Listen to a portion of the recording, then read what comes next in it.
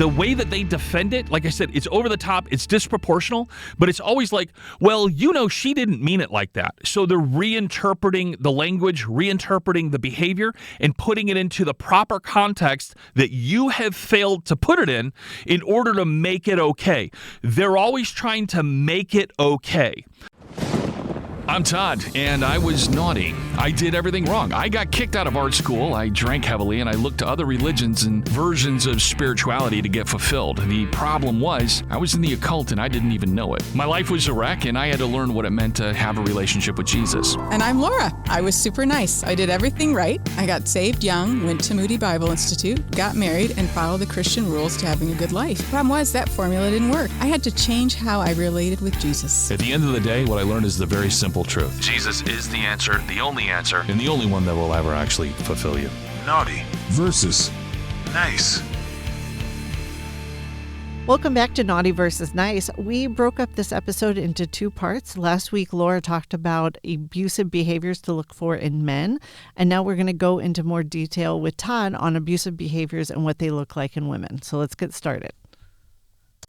Todd, what are some examples of what women do that are different from the men? A lot of these things blend over, and you can easily picture a wife doing them and the husband doing them, like controlling the room, controlling the environment, Dictating the emotion of the home. Yes.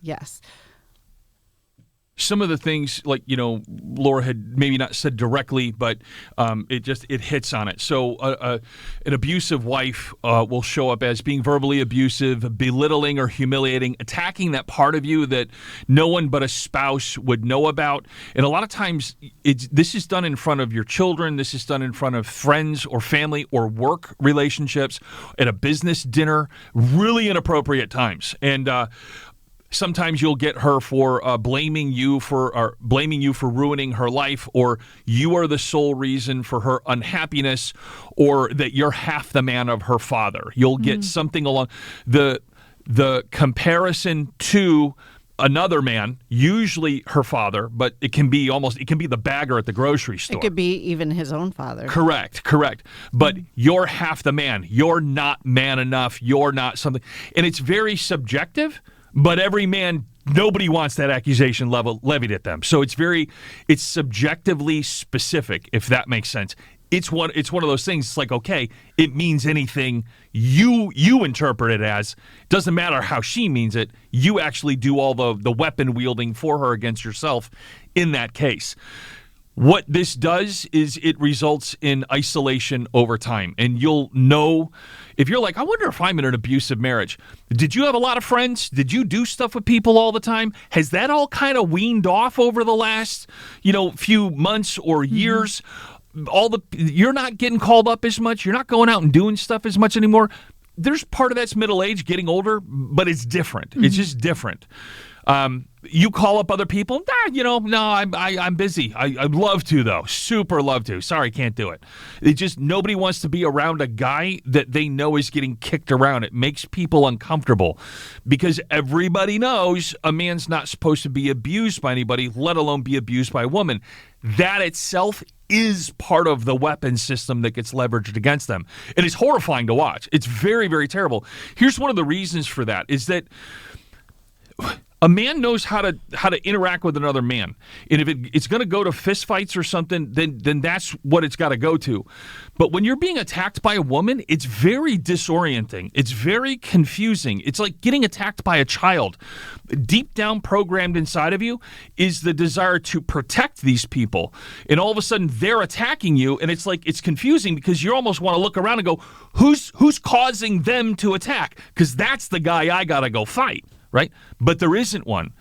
So it's disorienting. When a woman starts physically beating you, here's a quote from Reddit.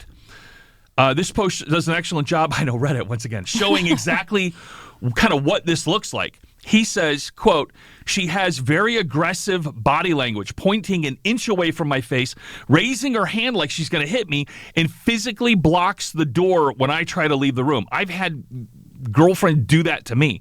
You don't know what to do. Not me. No, not Kelly. You can't put your hands on them. You can't make them move. You can't. What do you do? You know, she has slapped me in the face a few times in the past. Not me, this Reddit post. She has smashed glasses and cups on the floor. Very common. I've seen that over and over. The idea of angrily grabbing a glass and slamming it down or throwing it or shattering something. And then the victim has to be the one that picks it up. And this one I've seen multiple times. I've even had it happen to me. Of course, I made her really mad, so I kind of deserved it. I was in college and I was drinking a lot. And then he continues to say, she once came up to me and ripped my T-shirt in half. Wow. So women will beat you, grab your collar, and tear your shirt and rip your clothing. I've seen that happen in other people, and that is a guy being abused by a woman violently. That's what it is. Okay, in context of what we're talking about. Yeah. All right. Abusive women archetypes. I think one of the, let me jump to this real quick. The idea of weaponizing intimacy as a form of reward or punishment, so the push-pull that goes on there. Unreasonable demands or expectations that can never be fulfilled. It's a constant creating of a constant state of failure within the man. You're not man enough. I could have X if only you made more money, or whatever the weapon system is on that one. So-and-so never would have done that to me. Right. The comparison to other people. Yeah. Constantly putting into the man's mind, he is impotent, he is a failure, he is unsuccessful, he is less than. The idea of even something as extreme as taking away your car keys, hiding your medication on you, trying to control where you go or who you're allowed to see. Many times you'll see this control kind of happen after you mention you have plans with someone to do something or something else. So an example would be you're driving home from work, you're talking to your manipulator, abusive wife, and she says, well, are you going to be here? We're going to have tacos at 6 or whatever, because tacos are delicious and everybody wants to get home for tacos. And you're like, no, actually I got to swing by Bob's place. I got to help him move a foosball table. He's moving it from the basement up into the attic. He doesn't use it anymore. Then all of a sudden, she's got a medical condition. She's got a reason why you can't go and fulfill your obligation to Bob. And what it does is it fog, fear, obligation, or guilt. She's overriding your obligation to follow through with what you said that you would do. So now you're going to become more unreliable in the eyes of Bob. And once again, this is one of the reasons why Bob falls off after a while. He stops contacting you to do things. You stop hanging out with Bob because you're unreliable. And the reason you're unreliable is because your wife is wielding that primary relationship as a weapon system against you. She's overriding your obligation that you have to him, to Bob, to follow through with your promise. Now your obligation is to her. And now it's also going to be guilt. The reason you're not here to care for me in my time of need, when I'm in sickness, when I'm in distress, when I'm in something, but you go ahead and you go help Bob and do the thing, but I'll just be back here suffering, wondering when my good husband's going to show up or something to that effect. That's the feeling that you get, that kind of thing. Goes back and forth between loving you and not knowing what she wants, not knowing what your future together is. It's that push-pull kind of concept, once again. And literally, once again, I think one of the really, really big things that you're going to see over and over again is the guy walking into the house and that pause, that sucking in, that taking a moment to assess what is the mood swing? What is the mood of the house right now? Is it about to swing? What's happening? What am I about to walk into? Do I have to put on my stoic happy face where I have a perma smile and everything's fine all the time? Do I have to be super concerned? Do I have to, what am I walking into? That's not a normal, healthy relationship. It's interesting because if you have, teenagers, they go through a period of time at a certain age that I think is actually considered a narcissistic time, where you literally do feel for that year, you have to walk around on eggshells. It's kind of like, oh, that's happening. Right. So it's interesting to me because you accommodate that to some level because it's a normal part of those years. But the partner who functions like that is stuck. Then that's, so if your partner is acting like your teenager, I guess that's another flag. Here's one of the things about some of this stuff that gets missed. It's something like this. if you're 22 and you have narcissistic tendencies and you genuinely want to get better and you know that it's off and you're like, I want to have a fuller life than this. I want to be able to truly love Christ and I just don't feel like I have that in me. Do the therapy, do the work, and go and do it and keep doing it. It's a lifelong pursuit of healing. Most likely, you were harmed by either your parents or a parent-like figure in your life. This is one of those things. It's a self-replicating virus that replicates from generation to generation. Here's the catch with it, though. And not everybody, okay, but generally speaking, the people that are kind of on the edge. I'm not talking the full-blown narcissist by 22. I'm talking the one that's on the edge. You'll go through that virus replication cycle, and you'll cycle through your narcissistic cycling or whatever, causing chaos and then having the conclusion and trying to manipulate whatever it is, whatever the programming runs in the background. There will be a certain point. You've run through 100 cycles, 500 cycles or 1,000 cycles, whatever the number of cycles is, it'll become permanent. It imprints on you and becomes permanent. You are now the narcissist. There is no coming back from it. You're who you are. If you can identify it at an early enough age and you don't fulfill the complete number of cycles, it's an analogy. There's a chance for you. You have a in my opinion, okay? And I'm not a licensed therapist, registered, whatever. I'm just saying, man, I've lived life and I've seen a bunch of stuff. I've seen a lot of stuff, and I also know what it's like to have behavioral stuff programmed into you. You can get out, but at a certain point, you can't. Do not put it off. Do not think you're going to be able to get better on your own. That's not likely to happen. I agree. I think that Kelly's laughing. I should just say that the whole time. I agree. Good job, Todd. The degree to which somebody has shown narcissistic tendencies is something to be evaluated carefully, for somebody who has seen it in themselves. One, if they've seen it in themselves, they're probably not the worst case scenario because they don't see it in themselves, unless they figured out that's a way to garner pity and an audience. And that's where it's so dangerous because you're just like, wait, what am I looking at? I don't know. If you're the victim of a narcissist, you're most likely not a narcissist. That's been my assurance. They tend not to. Yeah, they tend not to get other narcissists. I think I'm off the hook. I'm clear. Narcissists are like, boy, I need another challenge. You're also going to see a lot with women. Men will have it too, but you're going to get it a little bit more with women, in my opinion. And that would be something we would call the flying monkeys. Now, the flying monkeys from the Wizard of Oz movie is. I'll get you my pretty and your dog too, And the flying monkeys go out and do the evil witch's bidding, and do her actions. And these flying monkeys get trained by the mentally unstable person, by the aggressor. And what happens is they're not just shaping the life of their spouse and converting them into a good little minion or whatever, or good little victim, I guess. But they're also conditioning the other people around them in their life. Now, some people come in and some people come out. They'll tend to push people out. They'll bring people in, see if they can manipulate them and turn them into flying monkeys. And if they can't, they end up pushing those people out.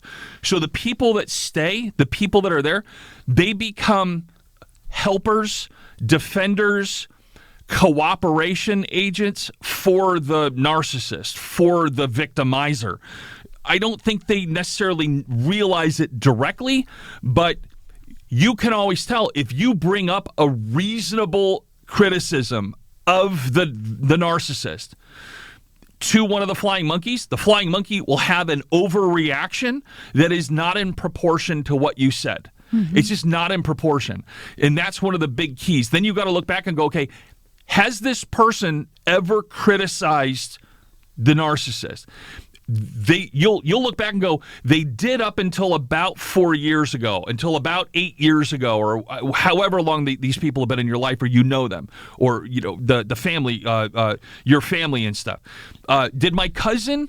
No, about 4 years ago, my cousin switched, and now he only defends his wife, and everybody else is an aggressor, and everybody else is like an enemy. It's weird. If you criticize her or say something that it's over the top reaction, why do you hate my wife so much? It's like, whoa, dude, I just said the mac and cheese was dry. I didn't say I hated her, they'll also, you'll see these comments that'll kind of keep coming up over and over again. They'll say the way that they defend it, like I said, it's over the top, it's disproportional, but it's always like, well, she didn't mean it like that. So they're reinterpreting the language, reinterpreting the behavior, and putting it into the proper context that you have failed to put it in order to make it okay. They're always trying to make it okay. And so that's always going to be the language and the direction. They're going to try to browbeat you in order to get you into it, but there's always the backing up, the language backing it up, reinforcing this was actually okay the whole time. Yeah, and each incident always has a reason. Correct. There's always something that you don't know about, or something that happened behind the scenes, or even he or she was having a bad day. Guilt, because I got that from the flying monkeys in the situation. You've always known that he talks like this, and he has weird ways of expressing himself, so I don't know why you think this is threatening. You knew that kind of guilt. You chose this. Yes. That's very, very much put on you.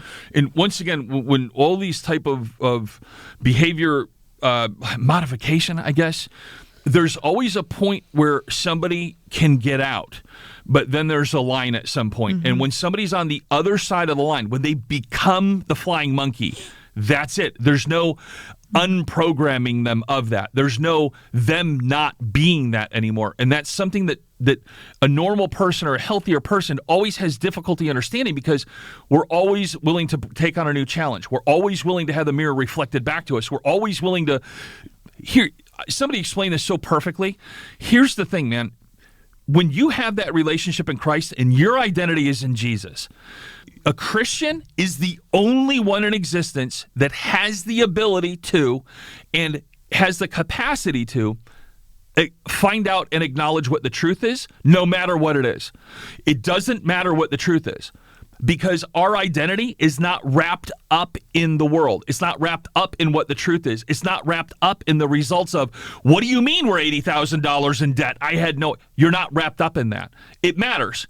I'm not saying it's not a responsibility, but your identity and who you are is not wrapped up in that.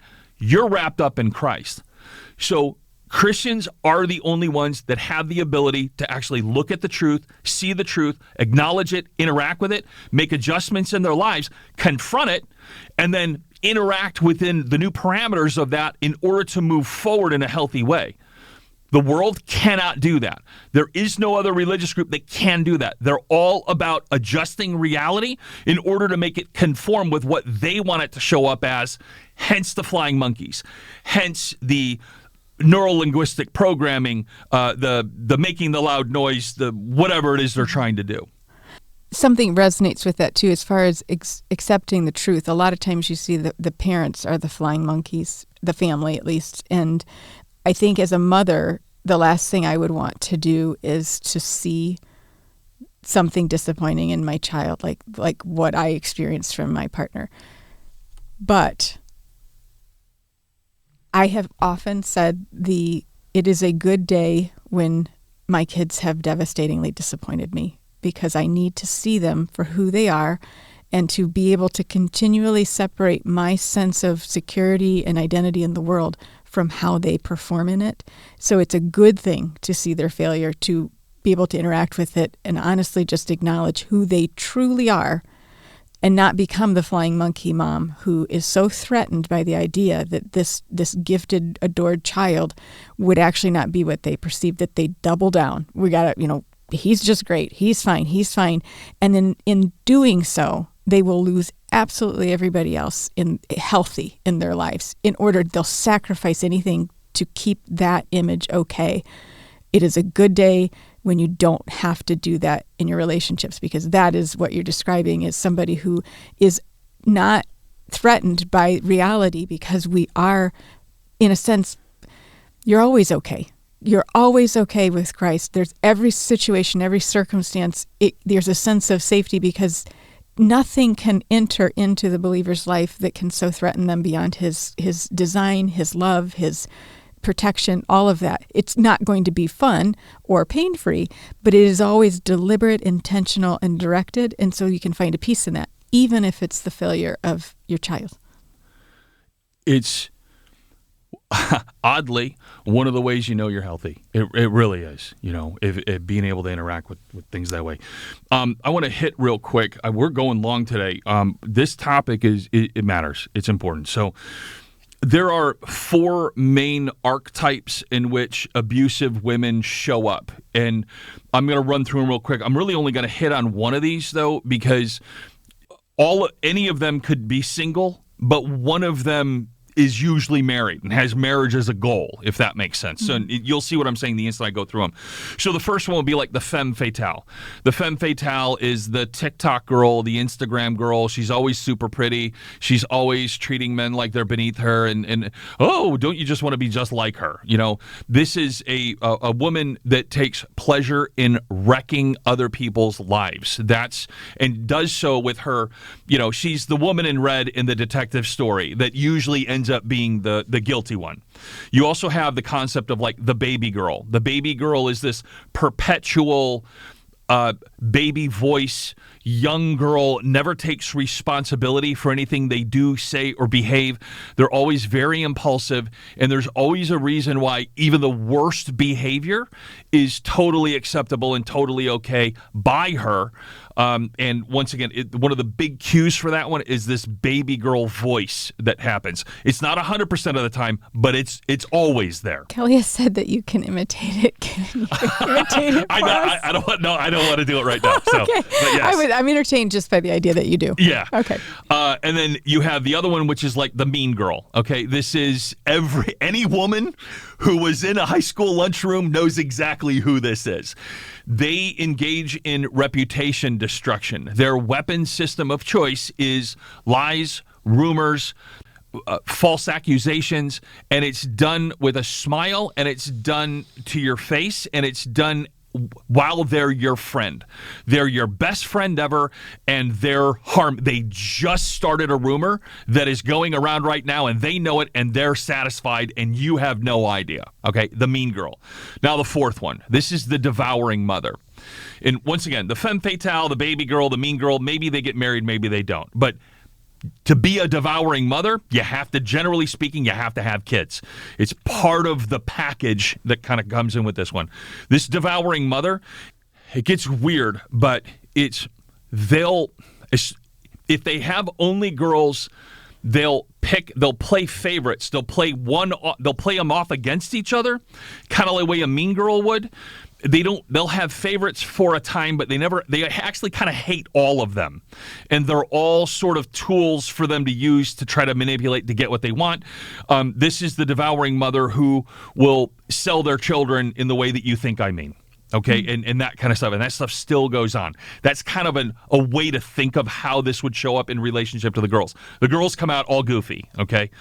But if they have boys, if they have one boy, that boy is always an attempt to complete the dissatisfaction they have in their romantic relationship with their husband through the embodiment of the son by creating the perfect, suitable mate for them.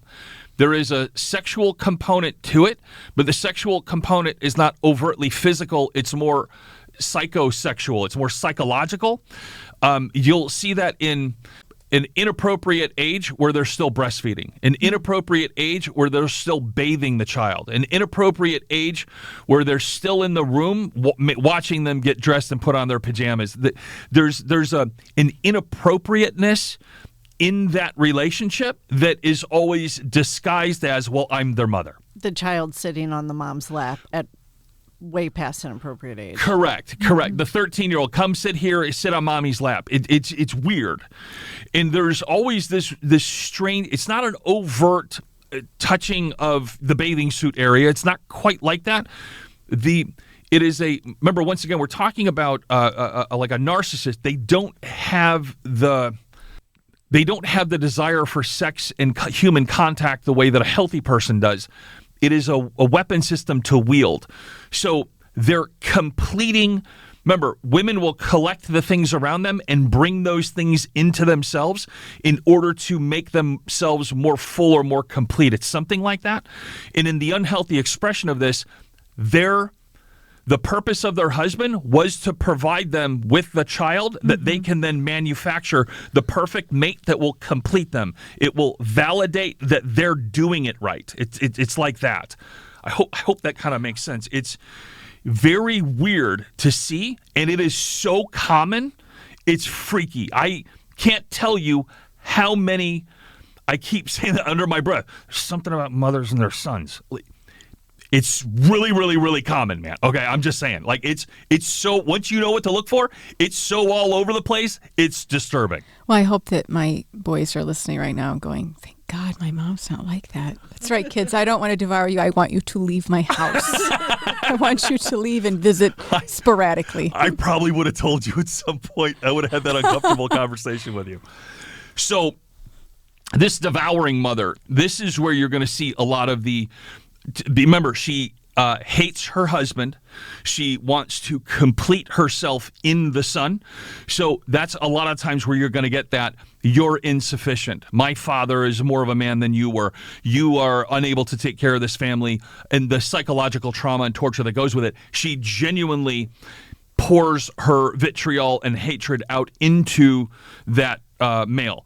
They can be violent. They can be lean more towards psychological torture or emotional torture. It shows up differently in everybody, but that's an overall genuine, like, if you're getting abused by your wife, watch the relationship she's got with your son and see if that's what's going on there. You had said before, and I think the very first episode, that your ex-husband had said, I'm going to teach the kids porn. Mm-hmm. And you're like, whoa, that's the line right here. You were willing to put up with whatever you were willing. Everybody's got a line. And I'm not condemning you on any of that. Everybody's got a line, okay? That line got hit for you. You found out exactly where your line really was. It's not something you said. You didn't market yourself as, I'm a mama bear. The instant that thing came out into the world, now you're on the other side of that line. Men, you got to protect your kids. And if you might be willing to tolerate the abusive relationship that you're in, and you've been putting up with her for 8 years. It's always kind of been this way. It's not that big of a deal. Whatever. I drink in order to, compensate for it. If you've got the devouring mother, you can have all the abuse and not the devouring mother. But if you also have that and the devouring mother, and you got a male son, you got to protect your kids. You got to protect your kids. And on that bright note, let's go ahead and wrap how do we this wrap that up? Have a good day. Yeah. Thank you guys for listening. As always, you can shoot us an email at naughtyversusnice@gmail.com, naughty VERSUS nice@gmail.com. You can follow us on social media. We're on Instagram and Facebook. And of course, there's extra commentary, and Laura's list of questions that she wrote out will be on the extra commentary, and that is on buymeacoffee.com/naughtyversusnice. Thank you.